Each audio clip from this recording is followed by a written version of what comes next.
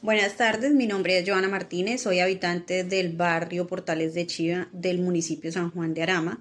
Participé en la capacitación Acción Solidaria Turismo de Naturaleza, donde se nos informó, se nos dio a conocer al respecto de todos los sitios turísticos que nos rodean, que tenemos en el municipio y que de pronto por desconocimiento o por falta de interés no teníamos idea de que existían. Dentro de esta capacitación nos explicaron que pues son ideas de negocios nuevas donde podemos entrar a participar todas las personas del municipio. Se nos dieron a conocer sitios turísticos que no sabíamos que existían dentro del municipio.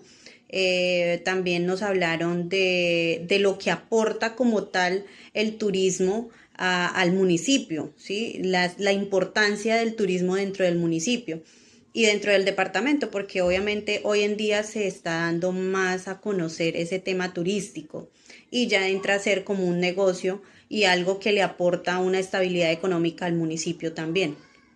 Eh, Nos hablaron acerca de todos los cuidados y del bienestar que hay que tener entre el medio ambiente y nosotros como comunidad, la importancia del cuidado del medio ambiente. Entonces fue una capacitación muy provechosa para nosotros porque realmente hay cosas que no conocíamos dentro del tema. Obviamente agradecerle a los prestadores del servicio social dentro de la Universidad UNAD, que fue la que dio esta capacitación y que nos parece muy chévere y muy bueno, muy práctico que la universidad se esté apoyando este tipo de temas dentro de los municipios.